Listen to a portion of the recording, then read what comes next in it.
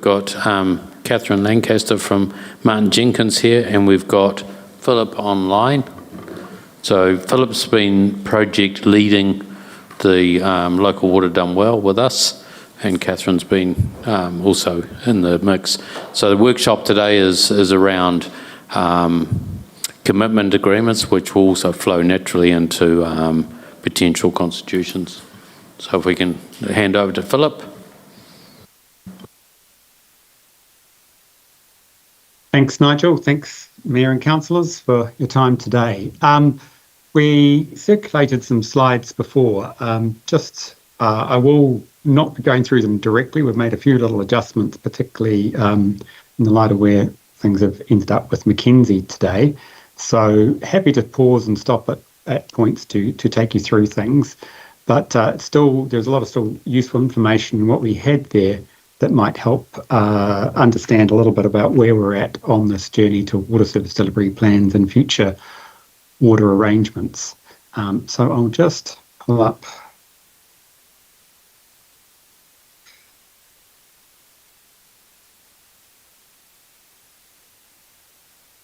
this. And so the purpose today is to provide an overview of a commitment agreement if Council decides to establish a joint water service organisation, but also that information is relevant if Council decides to establish a standalone Council-controlled organisation to deliver water services. So we'll talk a little bit about how that relates to water services delivery plan required under the Act, and then some of the things that guide, if you like, how arrangements will be set up within such a company and how that would work with other councils potentially down the track as well, and then a bit more process. Disclaimer here, we understand Council will still decide on its preferred model for water service delivery, and that sort of runs through, I guess, our understanding of where you're at in the process. So I will, in terms of agenda, give you a brief update on where we're at in the process, touch on what's required with the water service delivery plan, and particularly an implementation plan. And then really we'll step through a little bit more of the commitment agreement stuff and get more to kind of what does a council-controlled organisation look like in any circumstance in terms of what you might consider for governance and accountability, and then talk a little bit around where that takes you in terms of a timeline and some next steps. Is that all okay with everybody? Philip, given the announcement this morning from Mackenzie, I think as we go through this, let's just be really clear about when we're talking about steps that will happen irrespective of what model you choose, and then where the decisions are going to be required and where that may change dependent on next week's decision, just so you're clear around the scope of what you're deciding next week and what will be impacted. Absolutely. Cool. So this is just a summary of where things are at. So down the bottom here, we've had Mackenzie today opting on the 15th of July to with their in-house business unit. Timaru, your decision is next Tuesday. We'll just create out that there's not the imperative to enter into a commitment agreement as we had envisaged. Then the next key date after that adoption of a model will be at your meeting of the 26th of August when you'll approve the water services delivery plan. Nigel will have to, as CE, sign off that the plan meets the requirements under the Act. And then by 3rd of September, the water services delivery plan needs to be submitted to DIA. We then don't quite know how fast DIA will turn that around. They've approved one so far, but they will get a large number of those arriving with them post 3rd of September and work their way through the various approval processes for that as well. In terms of kind of like doing a stand back, the decisions have been made here around September 2025 about those planning documents, and we're really looking to 1st of June 2027 as to when those water services organisations or a lot of those arrangements will be stood up and operational. So we just put this slide here to kind of give you an idea that An implementation plan is definitely part of the suite of water service delivery plan, and that guides how any either in-house business unit or a CCO or a joint CCO will be delivered on. And then we've just put in some information here around what we'd envisaged a stand-up process for a water services organisation. So we break that into a kind of a pre-establishment phase, which is where a council starts to think about what things it wants out of a water services organisation. The establishment phase, when it is appointed board members and is starting to get up and running, but has not yet had the assets transferred into it, and then operational when it is responsible for the ongoing delivery of water services. And then there's a kind of a governance stream that sits over that, and there are some agreements that sit within that, and we'll cover that in more detail as we go through. So I just want to touch on the water services delivery plan, and I'm not going to go through this in detail, but just to remind you, it is a plan that has to outline how you're going to deliver water services for the next 10 years, and it must describe certain things around your current level of compliance and your current level of performance. More importantly, it's looking out over the next 10 years about the financial sustainability of the investment and the revenue that you are receiving for those water services. How you're going to comply with ring fencing requirements. Now, that's a bit of jargon that's really about how do you ensure that the revenues and costs associated with water are all contained within things. The money you receive on water is being spent on water. That's a very important part of the water service delivery plan. And you must also describe how you're going to deliver it in terms of a model and have an implementation plan to get there. So there's quite a lot of detail in that, and your staff are working very diligently on preparing the information that's required under the requirements for that water service delivery plan at the moment. So DIA will then review that plan and make decide whether to accept it or not, and then we'll have clarity around the move forward from there. So a water service delivery plan has to include an implementation plan, and this applies if you've got a joint model, a standalone CCO, or an in-house business unit. You need to outline the process for delivering on any future arrangements and any milestones that need to go through there, or any commitments either from one council or from joint council to actually make sure that you can deliver on what your plan says it does. So this is a key focus, I guess, thinking ahead as to the deliverability of the water services delivery plan, and a demonstration to DIA that the council is going to be able to deliver on any commitments. And Phil, I'll just point out there that... So I won't spend too long on the commitment agreement because... I was just going to point out that up to there, irrespective of your decision next week, that all has to happen by September the 3rd. That's right. That's right. So the commitment agreement we had been discussing between Timaru and Mackenzie District Councils was really a way to start forming up what would go into company documentation, and was to provide a signal and around that. So what we don't really need to talk a lot about this. This is in the slides circulated, but it was ways to, I guess, identify both at a principle level about how councils could work collaboratively together, and at a practical level as to understanding how things would be arranged and monitored and governed in the interim to set up the structure around an actual company. So we've worked our way through some of this stuff in anticipation, and really because of that tight time frame, we needed to do some of this work. So I'm just going to step through these. These are the sorts of things, though, that we'd anticipated being included in a commitment agreement, and they are very relevant regardless of what the future model is really, I mean, they certainly apply to a standalone council-controlled organisation for delivering water. And they also kind of indicate some of the things you might consider, even if you're an internal business unit, around thinking about what the relationship is in terms of your council to an internal services business unit, which would have specific requirements to meet under the Act as well. So these are all good things you need basically in a company structure. Matters requiring shareholder approval, what the scope of the service is going to be, how council would have influence into a water services strategy, and I can touch on that. The water services strategy is basically the LTP for water. So if you think ahead, from 2027, 1st of July 2027, your current council planning documents will essentially have your existing LTP, and you'll split out the water services strategy, which will be the 10-year plan that is basically a mirror of LTP, but just solely focused on water.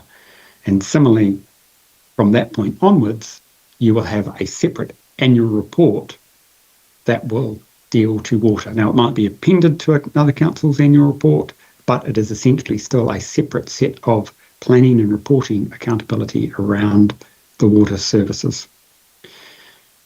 The other thing that applies for any sort of company is the appointment of number of directors, and also things like their skill sets, shareholding, voting rights, and how assets get transferred. And we'll come on to detail of how that has worked our way through. And I guess some of these principles that we've agreed are really kind of things that are useful to think about guiding a joint or a standalone council-controlled organisation. Really sort of the objectives you want, and it's about creating an entity to deliver long-term benefit for the community. It has effective governance, it has efficient operational delivery, it improves regulatory compliance, it's resilient. That's a good principle to have within the organisation. And then you can think about, if it's a sole shareholding, or if you set up something that allows for other shareholders to join in future, that you've considered whether the communities are effectively represented, that voting rights allow for any future shareholders to be able to join and feel like their voice is being heard, and does provide for involvement potentially in iwi and mana whenua in the governance, or at some sort of level of representation. And also identifies, well, what things do shareholders, and by shareholders throughout this, we actually mean council, so what decisions would still remain reserved for shareholders, but those which should also transfer to a board. And you'll be familiar with some of those things from your holding company that you have and your holdings in the port and other properties. So there's other principles in there. You're trying to balance the shareholder requirements for control, so the council's requirement for control, with a need to set up the entity for success. So, that you are basically delegating some things to the board to act in the best interest of delivering water services. And I guess that's a key intent of the direction of the legislation and the way to deliver water in future, is that decisions about water are made best for water. Within all that, we've got number 4 there. We've still got to keep it simple enough with straightforward arrangements. And we also had another kind of principle in there that, if there is going to be some change, that we obviously have to act as good employers and treat staff affected by the changes with respect and communicate in good faith. So that takes us to thinking then about the structure. And this slide in the purple, we've got the sort of the documents you need from council. You need a water service delivery plan. We had envisaged underneath that this commitment agreement, which would help guide those, but if it's a single council, we obviously don't need that.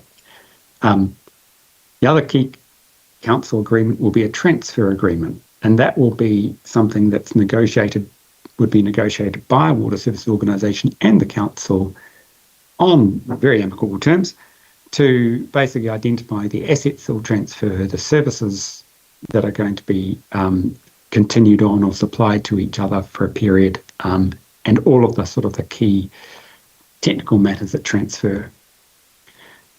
Down here in the sort of the tealy colours are the sort of the key things around setting up a company to deliver. So a company, of course, has a constitution. Around that, you can have a shareholders forum, and that just provides an efficient way rather than council as a whole monitoring the performance. The Shareholders Council provides a representative way of doing that. So the constitution's important. There's a statement of expectation. So this is something that is a directive to the Water Services Organisation, to its board, as to key outcomes they are to achieve. And then that gets translated to the board working on a water services strategy. As I said, that's the LDP, and being accountable for its annual reporting as well. So that's the kind of structure around the governance and operational matters.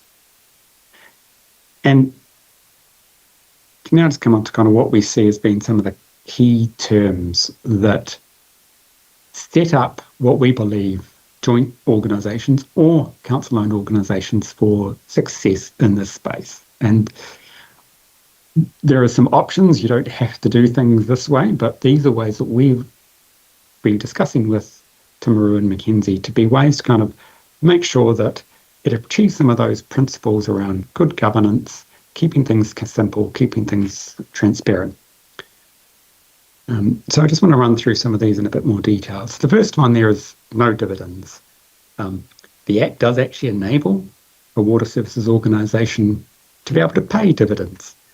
However, that comes with quite a few caveats.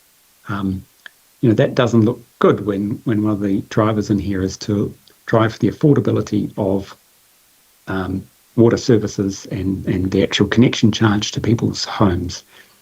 So the key principle we've developed in here is that if there's any surplus, it's used for reinvestment or paying off debt, and those will lead to, or should lead to, or will be directly reflected in reducing prices. So there are weird incentives that can come into an organisation if they're in this type of community interest if they were paying dividends. So we just think it's simpler to say no dividends. It makes it very clear that if this organisation performs well, as we would hope it would, its benefits are shown through a reducing or at least a reduced increase to the price of water services to the home. As I touched on before, it's a shareholder representative forum, provides a way to provide representation from council over the operation of the board, but without having to be too unwieldy. And it provides a forum where that if you have multiple councils, you can have a joint committee of councils, and that would be established under the Local Government Act as a joint committee. That would be the representative forum. Because the next one is around shareholding voting rights, and that's at that shareholder forum, they'd have one vote per council. And that just avoids domination of the minority by a majority.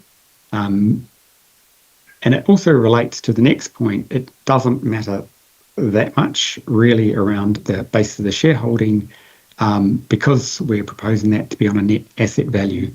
Again, DIA has given some different ways that shareholding could be done. If we do it on the basis of net asset value, it keeps things very simple and transparent. It means that what moves off your current council balance sheet into the organisation is a clear transfer. It would mean that if any other council wished to join in future, they could come in on a very transparent basis to an organisation. The next one, and it's something that we've anticipated really more under a joint model. It could change a little bit if it was a single, but stormwater your officers think should remain with council, and that's because of its strong linkages to many other aspects of your roading network, your fact that some of your parks end up as being part of the stormwater management, as it were, and there are too many complex relationships within there. Now, it could be that stormwater is contracted, some of those management services are contracted to the Water Services Organisation, but that would be a contract for services, not a transfer of the assets. That might be one that's just useful to stop on now and just check. Are there any questions about that, either for myself or for Nigel? Yes, Stu Piddington here. Just round the one vote per council, I get why it works for Mackenzie and Waimate, but I don't. What are the other options? Because I don't actually agree with that. Look, of note, in the Wellington region, where you've got 5 councils looking at Metro Water, they have decided there, even though there is quite uneven, if you like, underlying shareholder value going into that it just provides the simplest mechanism for, I guess, ensuring good governance around that organisation. You have had through the Constitution, which has spelled out what the purpose of the company for, and through some of the other mechanisms like the Statement of Expectations, there are other control mechanisms for councils if they have disagreements with each other to kind of resolve. But that is the model that we've seen that provides the greatest certainty for councils about how they will operate, and it provides greater clarity for decision making and transparency within a sort of shareholder forum. Because it's Does that ultimately, answer the question? Not really. but I mean, it's ultimately around protecting investment into your asset, isn't it? So that's what we want. So I think there's other mechanisms through the shareholders agreement and to make sure that occurs. Obviously, I'd need some confirmation to that, but and so I'm of the view that actually it makes sense just all having one, but you still need those protections. So our investment, our asset's going to have that capital investment at the rate that we. But I think that can be. I mean, that's the question, isn't it? How do you ensure that investment goes ahead when you don't have a controlling shareholding? But also, yeah, that's right. But also to provide some tension in that environment to, critically understand and get the right decisions. It's no use having just two. You're either going to agree or not agree, and then where's, a constitution's going to give you how you'd come to that and who has the deciding vote, but you virtually need 3 minimum. The other thing to consider is that these terms are for the commitment agreement, which is getting to the shareholder agreement. So this is sort of the terms of how you would get over through the next couple of years around how you would work together. So I guess that's sort of become potentially semi-moot point today, but it's also not committing to what the actual shareholder agreement would finalise. Yeah, we'll show you towards the end as to where some of the council decisions would be on that time frame from onwards in September as well. But look, take your point, we can provide a little bit more clarity as to what you are not getting by doing something differently in that space. But as that other speaker just said, yes, there are mechanisms to protect your shareholding. Basically, in the Water Service Delivery Plan, you will be spelling out this is the investment and that's required in the next 10 years, and through the Statement of Expectations and some of those other mechanisms, that water service organisation will have to deliver on that, and that will be a board responsibility to deliver. So just moving on from stormwater then, rural water, and this is something that was of interest in Mackenzie. We would envisage that the community governance would remain and council assets would transfer to the Water Services Organisation, and the Water Services Organisation would assume council's obligations and services. And as I understand it, Downlands has been a successful model. there are many things that would be similar to way rural water would be approached, and there's no, I guess, thing about moving some of the actual obligations to the Water Services Organisation that would undermine, if you like, the way those rural water committees or other mechanisms might work as well. The other one we've envisaged is around pricing and for harmonisation, and I think this is an area maybe that this relates back to that sort of shareholder type decisions, as you can signal something like for the first 3 years, or it could be for a longer period, there'd be no harmonisation of pricing across councils' areas. So that would be between Timaru and another council being harmonising prices. That doesn't mean you can't do the pricing as you would do currently, some adjustments within a council area, but there would be no change about how prices might be evened out between different council areas. It is good to provide for considering that in future, because that may overall better reflect and better reduce the cost to serve an individual customer and improve the overall efficiency of the organisation. However, we've kind of done a ring fencing of the pricing approach based around your council territorial boundaries for a period. And then there would be the price principles translated through to the from the shareholders through the statement of expectations, and the board would be responsible for consulting and developing the pricing approach. So that's an example of one that you might be concerned about as a shareholder, but there's ways to kind of indicate, signpost how those decisions will be made in time. And then the other one on there, the shareholder changes. Essentially, under the Companies Act anyway, a major transaction, and you can also redefine a major transaction, would require approval by shareholders on a board recommendation. So that would be such as a new shareholder wishing to join this organisation, so another council coming in, would require a new council decision, with council as the shareholder. Similarly, if you then created a multi-council entity and at some point there was an exit, there would be some provisions around that, and again require some potential shareholders agreement requirements around that as well. So these are kind of what we see as being quite useful enduring approaches to, at least for a period, around how an organisation could be established. Any other questions on those at the moment?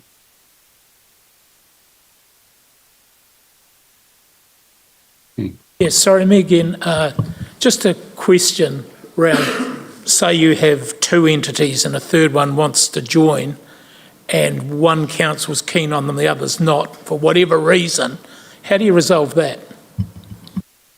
Yeah, that's a good question. Well, that comes back to some of your shareholder voting rights, and if you've got one vote per council and you have two councils, then it would be a stalemate in that regard and wouldn't move on.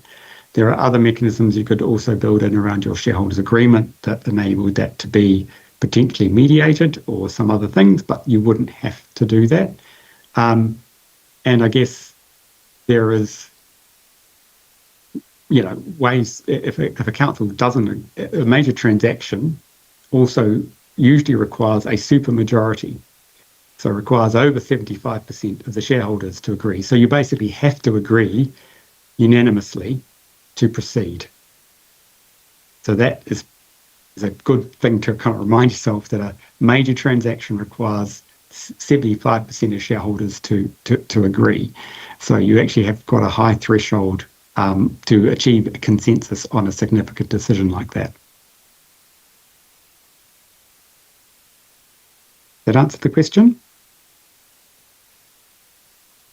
So how would you, if you did have a organisation with, say, two entities in it and then a third one to come in, would you be running a separate sort of balance sheet just for that entity, so as they could pay the shares required to pay their share to enter into the cooperative, if you like?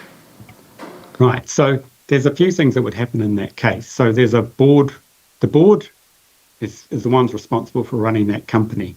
So they wouldn't want to take on a proposition that kind of undermined the current efficiency and operations of that company. So they would have to make a recommendation to its shareholders saying whether they think it's a good idea for the council number 3 to join the first two councils. So that's an important starting point. There could be then, to get that recommendation from the board, obviously potentially some negotiation around the basis on which they would be bringing their assets to, and their effectively the revenue streams that they currently have from their rating and development contributions and all of that into the water services organisation. So it'd be a very similar process to these water services delivery plans. You'd want that incoming organisation to provide you with the level of detail and assurance that the board could effectively make a recommendation on that to say that it was going to not to be to the detriment of the existing organisation, and things like bringing it in on the basis of net asset value, as I mentioned earlier, actually does make it relatively straightforward in terms of an accounting sense and change as to what would happen. Does that help?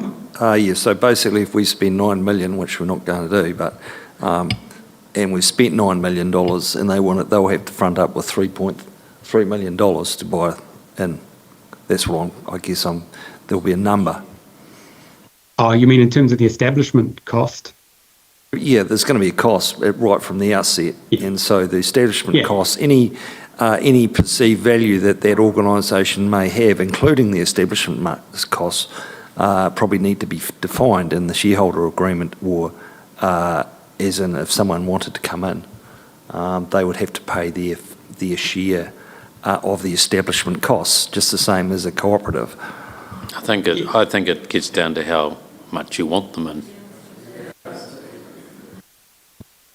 Yes, but I think there is a principle there. You can negotiate on their contribution to the cost, if you like, of them coming in on board the joint water services organisation. So yes, you could negotiate whether they were going to pay, well, not only their costs, but a share of your costs in terms of or the water service organisation costs in terms of establishing the organisation. They could have to fund their way in, if you like.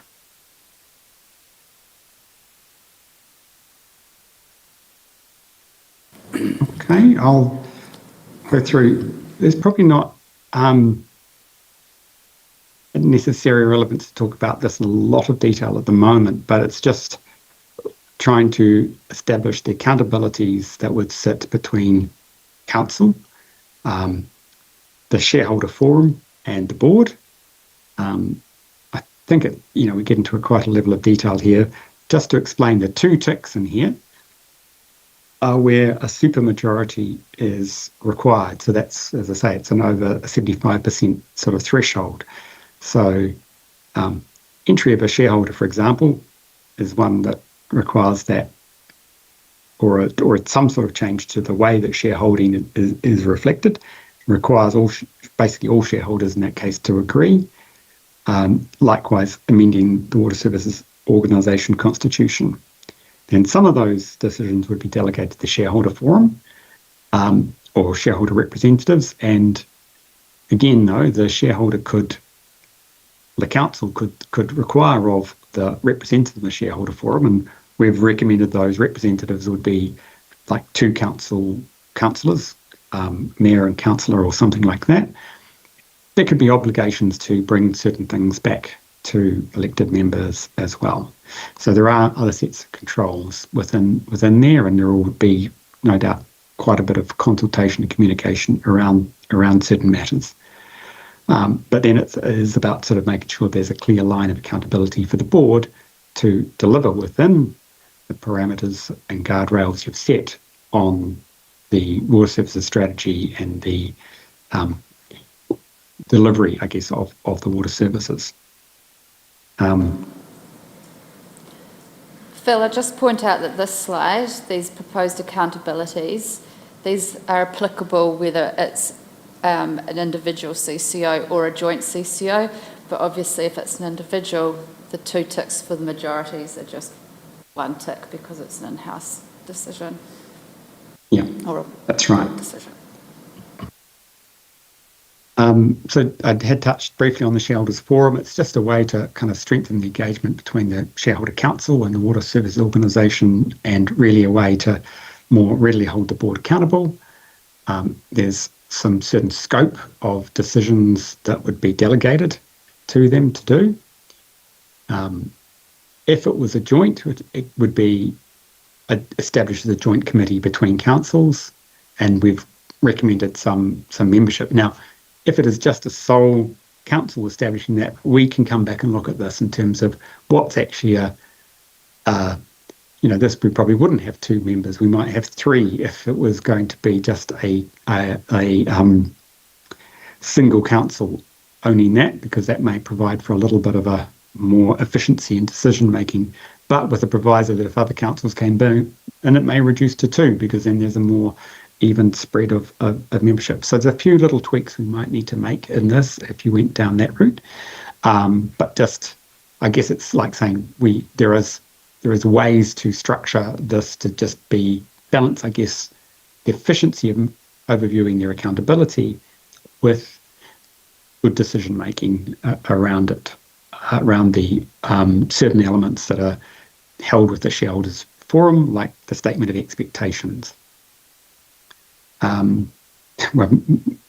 Use reasonable endeavours to make decisions by consensus, as we've said, and their functions are really things like developing that statement of expectations that the board would then have to deliver on, reviewing the board reports, monitoring the board performance, engaging the board on certain matters, and then they're reviewing and commenting on that LTP, that for the water services strategy.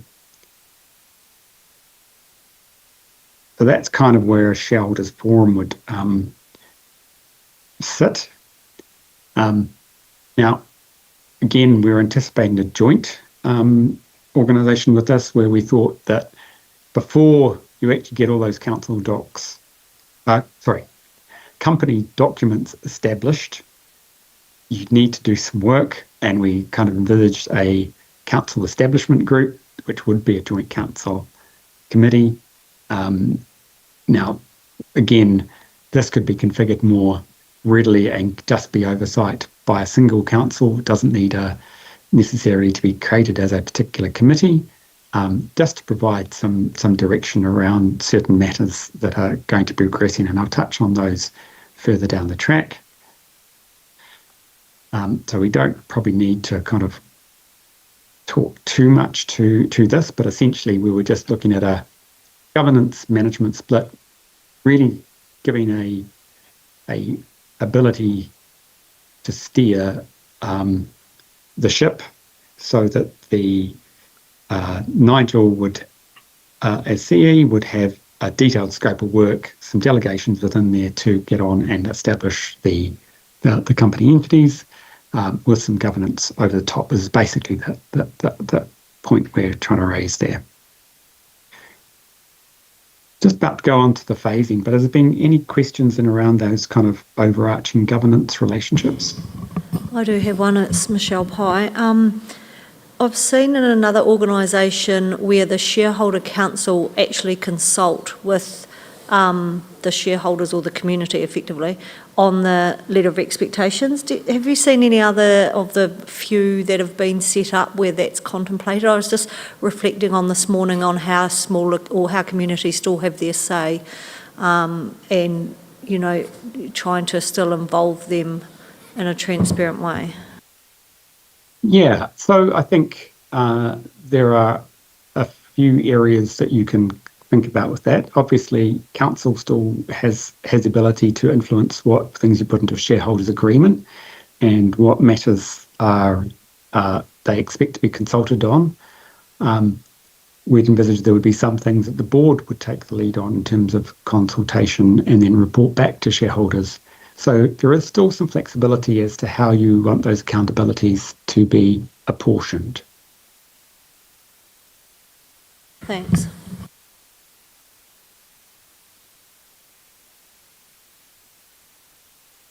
I was wondering if any thought was given to the fact that once there's some maturity in this whole process and you've got a standalone council who, for all in good intentions or parochialism, decided to go alone and fundamentally fell over in terms of their governance and mandated regulatory commitments and what government would do to foist them onto a neighbouring CCO and what that would look like. And then we fall into what Councillor Booth said in terms of about affordability of that council who's obviously failed and how that would happen and who would pay for it, because I know who would end up paying for it, and whether government's given or DIA have given any thought to how that would affect that CCO who unfortunately ended up having that other council foisted upon them. Yeah, that's an interesting point, but partly if you look at, just use our neighbours with in-house units, great example, but their debt is probably where they might fail is they're not accessing enough debt, or, the revenue's not high enough because they're setting it through user charges versus, independent boards, doing all that. So that's likely, they're going to likely, I would say, the number one thing will be finance almost on the reason they fail. But yeah, it's a good question. Do you want them? Nah. At that point, yeah. I guess what you get with once you've created a company is you've created these elements within the Constitution, the rights of the board, rights of the shareholders forum. You've created transparency at least, so that if there was to be, pressure to do a certain thing, the board would be able to recommend that was not in the interests of the company, and you would have absolute transparency around those decisions, I guess, and you would have some protections potentially in the shareholders' agreement and in the Constitution that would, I guess, make those things, as I say, very transparent decisions in future.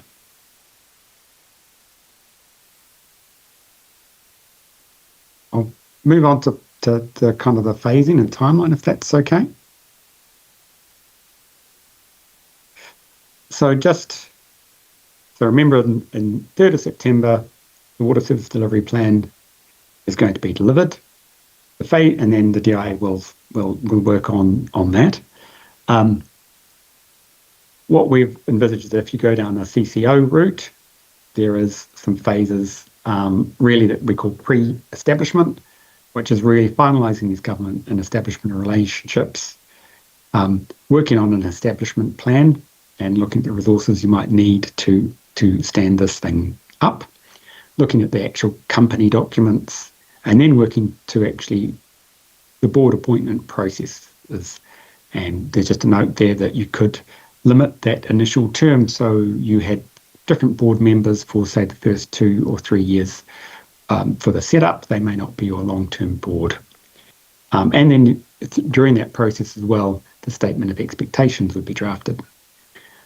Once we envisaged then that between 1st of July 2026, so our target was really for that new financial year, you would have the organisation established and the board would be in place, and their kind of mandate would be to establish the minimum capability necessary to operate from 1st of July 2027.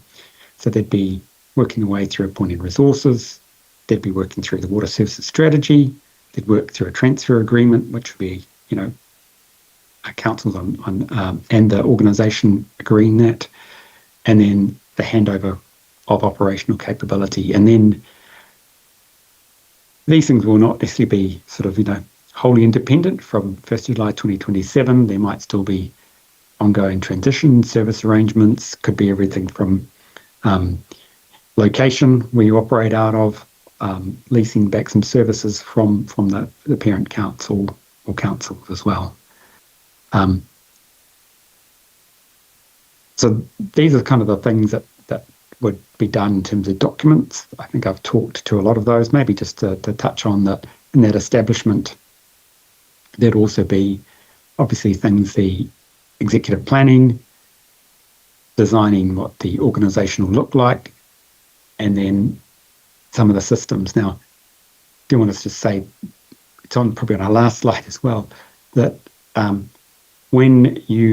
if a council decided on an internal business unit, you would have to still consider some of these things as well. We are working with one of your neighbouring councils who are going down an in-house route, and we have looked at the organisational design. And so, for example, we are sort of considering whether there are some functions, maybe it's finance, maybe asset management, do they sit best within what's now currently an operational business unit, so that you've got the skills right there at the fingertips, if you like, of the manager of the water services to actually make sure that they can meet all their requirements under the Act for things like demonstrating that financial ring fencing, financial sustainability, any changes to the future changes to water billing or billing arrangements, that it's an effective organisation working within your organisation with an internal business unit. So some of these things have to be considered anyway, even down to your systems. Can you readily, if you're within a council system, can you separate out and provide assurance around things like your debt? Obviously, if you're establishing a company, there is things to do there as well, more advanced around actually creating your banking, your financing facility. But those come with also the benefits you've got as a standalone organisation under the local government financing agency arrangements. And the water services strategy needs to be prepared, regardless of how a organisation is going to be configured from 1st July 2027. Okay, so I think that is quite well represented in this, which is sort of the timeline at the start here. We've got 3rd of September, we've got a finish line, but it isn't really a finish line. It's really when things almost start to a new normal, is 1st of July 2027. And what we've put up here is kind of like what a council responsibilities are, and then what the water services organisation would be. So this be if you establish either a joint or a single standalone CCO, how that would progress, that you basically from 1st of June 2026, that you have a operating company up and running, and it's got its board in place. So in green is kind of like everything to do with governance. So some of those are council responsibilities, which would be appointing some monitoring group potentially through this period, preparing the company documents, then approving those company documents. That would be a council decision, as would be appointing the shareholders forum.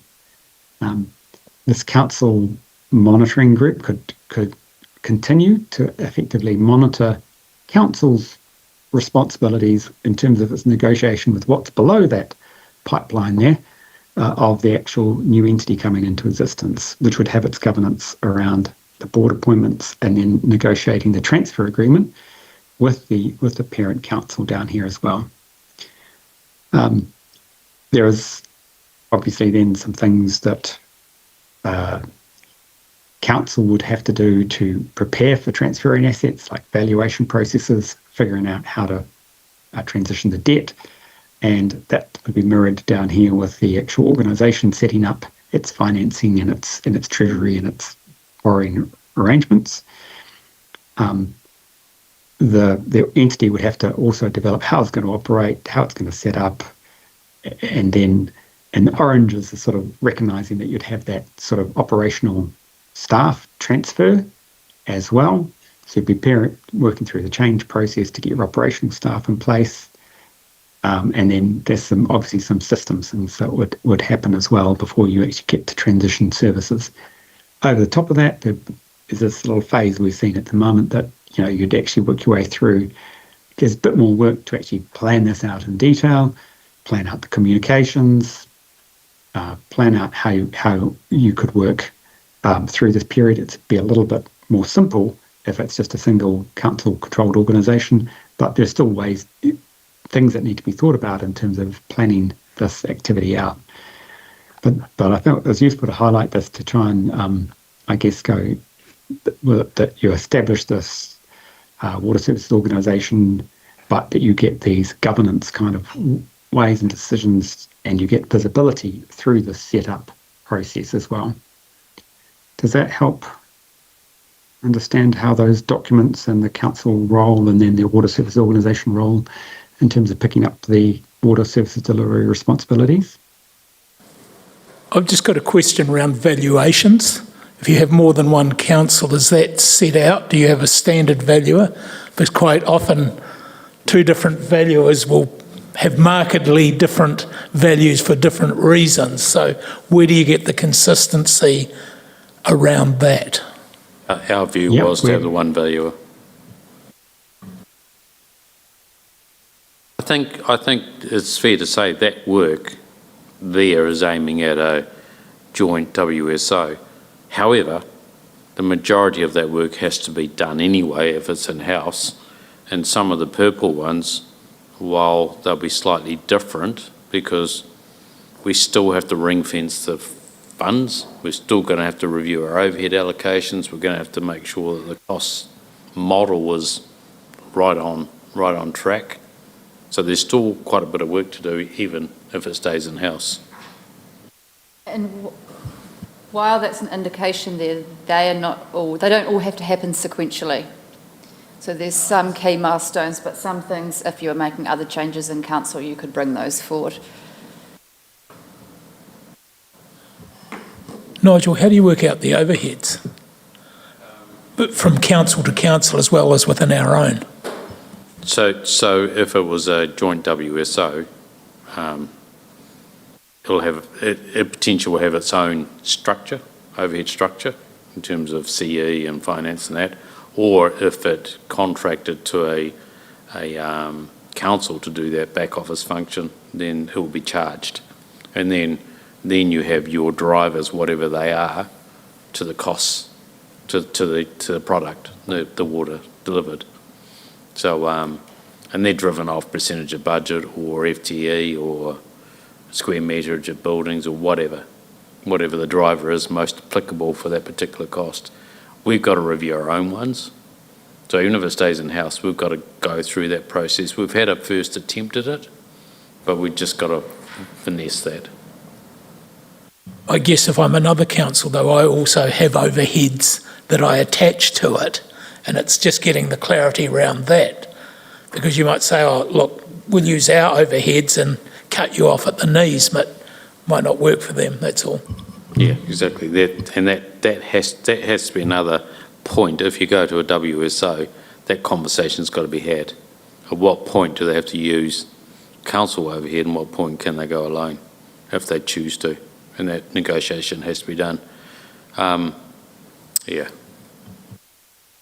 At the moment, when you get the numbers next week, the water services are not covering their overheads at the moment. So effectively, the impact on council was actually less than we think. We set up our own CCO and then charge yourselves management fees. Council charge management fees as in just a bulk number and fulfil the requirements that the DIO are wanting us to achieve to get that threshold of being in CCO. Yeah, there'll be different ways of doing that, and we just have to work out which one's best. Yep. Simplicity versus accuracy will be the trick. And getting it accurate and material is going to be quite important because that's what the regulator will measure you on. So they'll want to make sure that you're charging a fair price for those water services and you're not artificially inflating the costs or deflating the costs. Well, idea. Yeah. So if you keep it in-house, you will be opening up the council to the Commerce Commission, because when they come in and do whatever they do, they'll do the whole council to make sure the right amount's going across the water.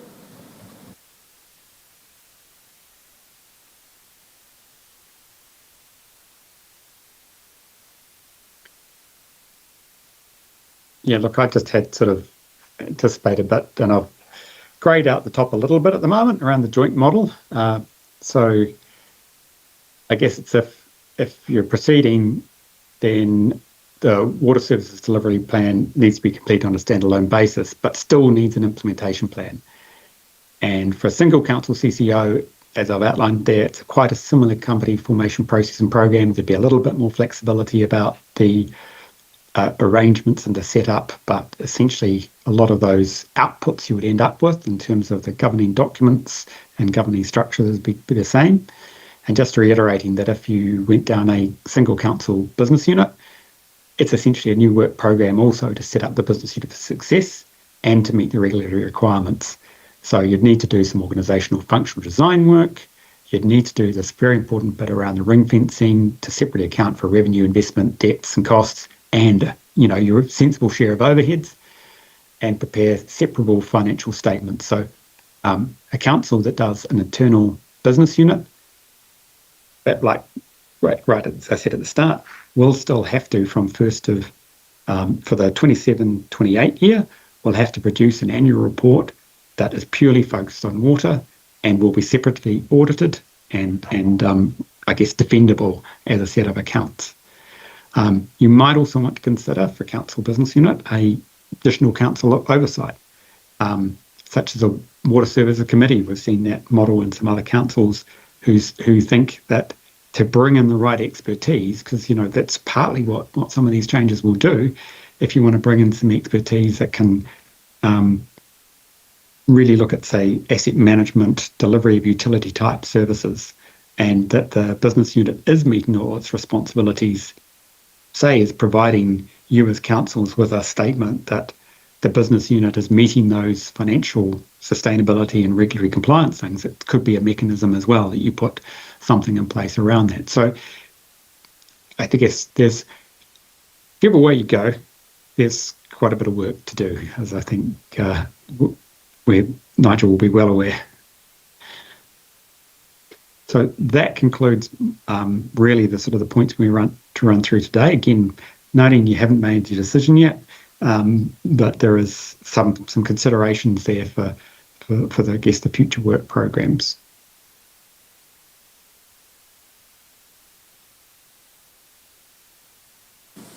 Just a question to you, Nigel. Just apparently elections are coming up. If one of our neighbours flipped, how long are they out for, or can they change their mind in December? Because we're obviously going through a process here at this stage. It takes quite a bit of work. Is it just how flexible we want to be if someone wanted to opt in or out? I'm just intrigued. I think you just said the answer is how flexible we want to be.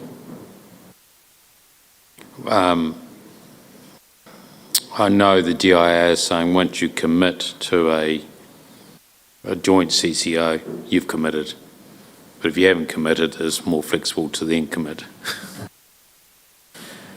And one of the other things you might want to consider there is to keep that flexibility, and if you've got neighbours who may want to join the process, is that although you might not enter a commitment agreement, you may still keep that oversight governance group.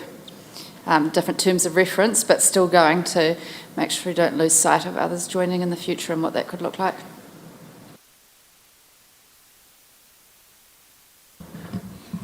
I'm hopeful that this week we'll get some better indication, so we won't have that in concrete obviously for next week, but at least we can consider it on where some of these other ones potentially want to head. So I'm optimistic. Door's not closed yet, is it? It's not empty, it's just hasn't. So I guess there's a couple of things to think about in that, is that DIA does have to approve some of the other council's plans. They have limited grounds to not approve them, but if they are concerned about any council that doesn't meet the thresholds for financial sustainability, that would mean that their water services delivery plan was not accepted and would have to go back and be redone, and they may have to look at other options. Then, as Nigel said, the council, if depending on the nature of what they've actually decided right now, might have some flexibility to still explore options. Waitaki have put in a provision that they will not look at joining up for a certain period of time. Mackenzie did not have that time provision in place. But all councils are going to be busy for a period getting themselves organised for the new requirements. So it's going to be a busy period anyway. I think with that Waitaki provision, though, it doesn't stop them working towards something which gets them to about the middle of 27. So the timeframes still aren't off establishment of where we were heading anyway. So I think they've intentionally made that decision.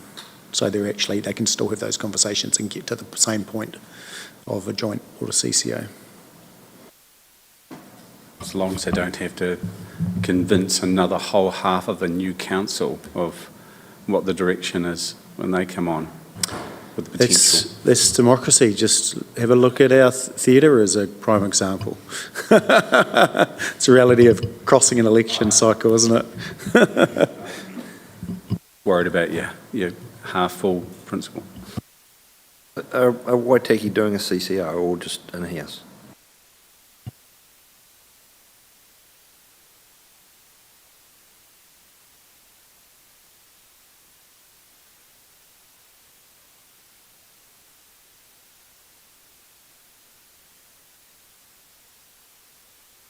Let's close that off. So thank you if you've been online watching.